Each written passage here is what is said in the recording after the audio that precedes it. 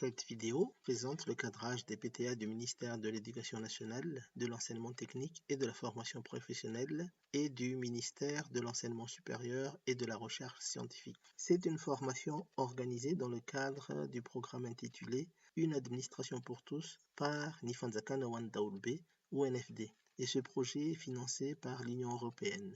Cette présentation comprendra 3 modules. Le module 1 présente le rappel des définitions et des concepts clés. Le module 2 concerne le PTA et son canevas. Et enfin, le module 3 développe la procédure de cadrage des PTA. Cette formation est destinée aux acteurs budgétaires dont les publics cibles sont les responsables des programmes, les ordonnateurs secondaires ou ORDSEC, les gestionnaires d'activités ou GAC, les services opérationnels d'activité ou SOA, les agents chargés de la programmation et de suivi-évaluation. La formation a pour objectif savoir préparer un PTA initial, savoir arbitrer et cadrer un PTA sur la base de la loi de finances initiale ou LFI, de la loi de finances rectificative ou LFR et du décret d'exécution budgétaire. Savoir suivre l'exécution du PTA et de comprendre le dialogue de gestion sur le PTA et sa relation avec la préparation budgétaire. Nous allons développer dans ce module un rappel des définitions et des concepts clés concernant le cadre logique de l'action publique, la logique d'intervention et la performance. La description de l'articulation et de l'enchaînement des différents niveaux de l'action publique dans le contexte d'une gestion axée sur les résultats ou GAR définit le cadre logique de l'action publique. Il permet de faire le lien entre les grands objectifs d'une politique publique d'une part et les activités conduites au quotidien par l'administration d'autre part en exécution du budget qui lui est confié par la loi de finances. Le cadre logique est obtenu à partir d'un système de planification et de programmation. Les activités sont cadrées à la base de la politique générale de l'État ou PGE, de l'initiative Émergence de Madagascar ou IEM et du plan sectoriel de l'éducation ou PSE. Ainsi, on élabore le plan de travail annuel ou PTA après avoir identifié tous les besoins et les activités répondant à la PGE, l'IEM et le PSE. On procède par la suite à l'élaboration du cadre des dépenses à moyen terme ou CDMT afin de faire ressortir la loi de finances initiale ou LFI. Une fois que la LFI est votée par l'Assemblée nationale, le cadrage de PTA selon le budget alloué par cette loi de finances est nécessaire qui permettra de faire le suivi, le dialogue de gestion et de l'évaluation sans ambiguïté. Ce système se reprend chaque année et également lors de l'élaboration de la loi de finances rectificative ou LFR. La logique d'intervention organise les ressources du budget de l'État en missions, programmes, actions, objectifs spécifiques et activités selon les principes de la gestion axée sur les résultats ou GAR et conformément à la loi organique relative aux lois des finances LOLF de 2004. Dans l'article 9 de la LOLF de 2004, intitulé « Ouverture des crédits », les crédits ouverts par la loi des finances pour couvrir chacune des charges du budget général de l'État sont regroupés par mission relevant d'un ou plusieurs ministères et nous décrit les définitions suivantes. Une mission comprend un ensemble de programmes concourant à une politique publique définie. Un programme regroupe des crédits destinés à mettre en œuvre une action ou un ensemble cohérent d'actions relevant d'un même ministère et auxquels sont associés des objectifs précis définis en fonction de finalités d'intérêt général ainsi que les résultats attendus et faisant l'objet d'une évaluation. Une action est un ensemble cohérent d'activités relevant d'un même programme tourné vers une finalité commune pour produire des résultats. Comme pour le programme, il y a un responsable d'action. L'action vise un objectif spécifique du programme et les actions sont décomposées en activités. Il est noté que le terme « action » n'est pas utilisé dans la logique d'intervention, contrairement aux dispositions de la LOLF. Cependant, le niveau de l'action correspond à celui de l'objectif spécifique placé entre les programmes et les activités.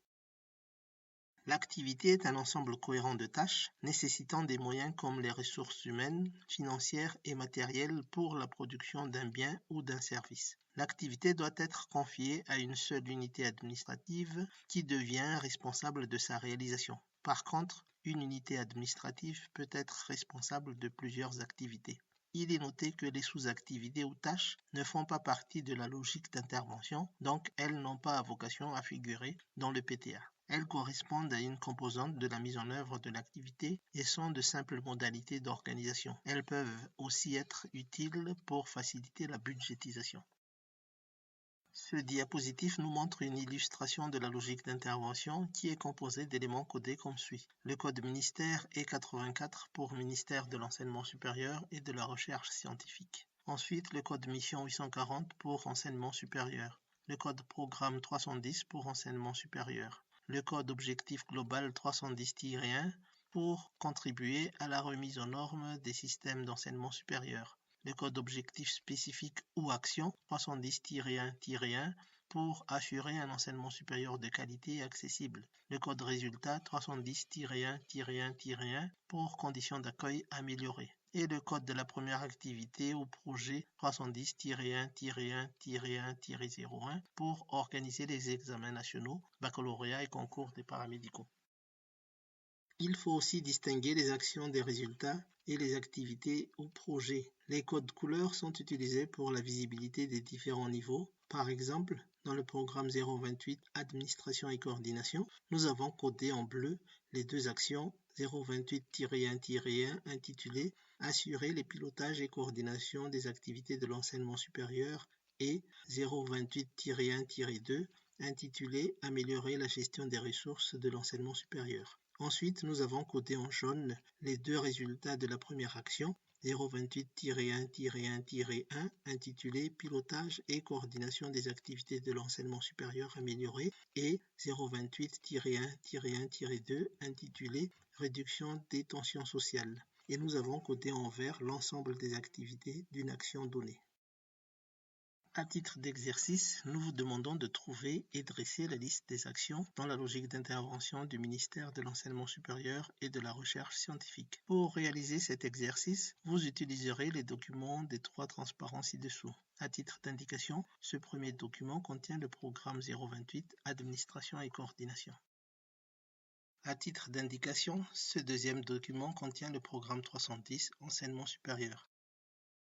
À titre d'indication, ce troisième document contient le programme 311 Recherche scientifique. Nous vous demandons de suspendre la vidéo le temps que vous fassiez l'exercice. Voici la réponse de l'exercice. Pour le programme 028 Administration et coordination, nous avons deux actions.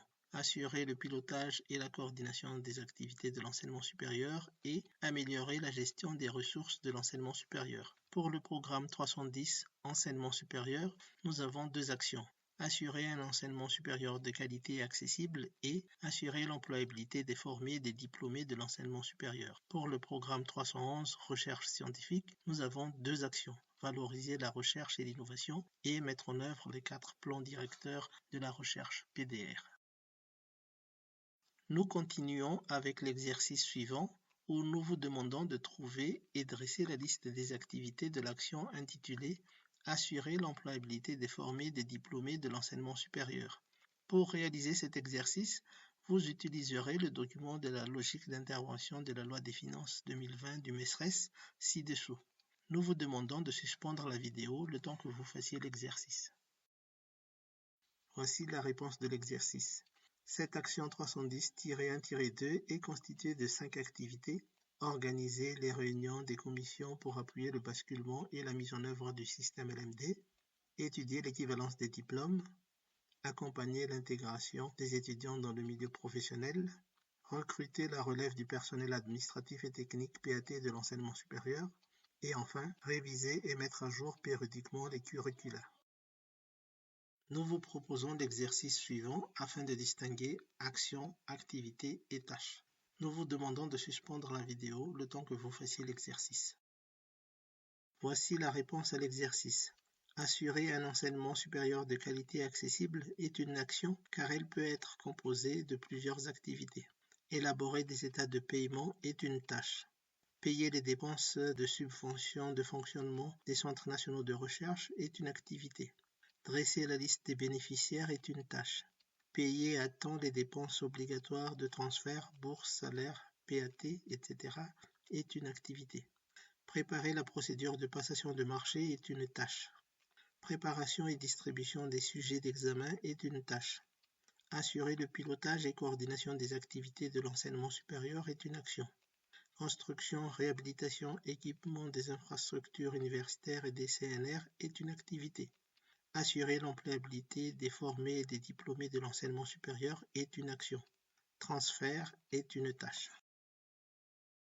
La performance se mesure à travers 3 approches complémentaires: l'efficacité, l'efficience et la qualité.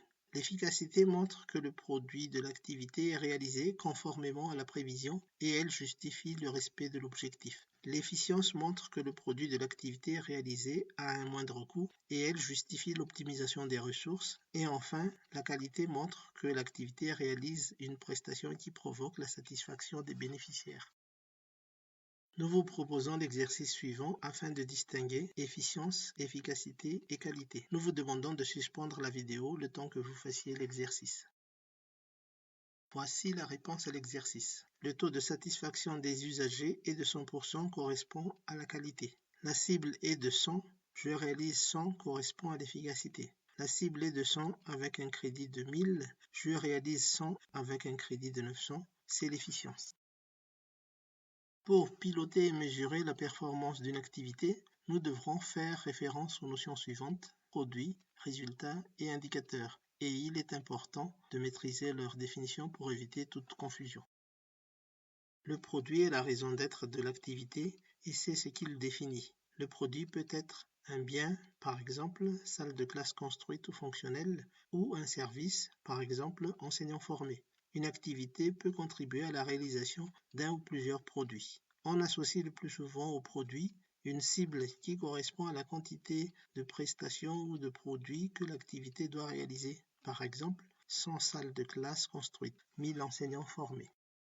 Le résultat est un changement attendu et constaté provoqué par une ou plusieurs activités. Par exemple, la construction de 100 salles de classe fonctionnelles aura pour résultat l'accroissement de la capacité d'accueil des étudiants.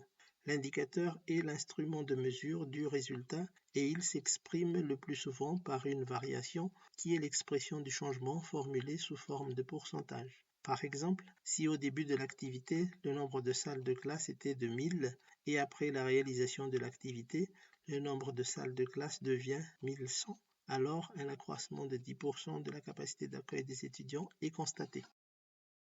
Pour illustrer ces notions de performance, une cible mesure un produit et on la trouve généralement dans le PTA. Un indicateur mesure un résultat et on l'intègre dans les documents de performance. On distingue un produit du résultat par le fait que le résultat est le changement provoqué par le produit. Par exemple, si nous avons 100 salles de classe construites, le résultat correspond à l'accroissement de l'accès à l'enseignement supérieur. Si nous avons 10 forages construites, le résultat correspond à l'accroissement de l'accès à l'eau potable. Si nous avons 200 enseignants-chercheurs formés, le résultat correspondant est l'accroissement du taux de réussite.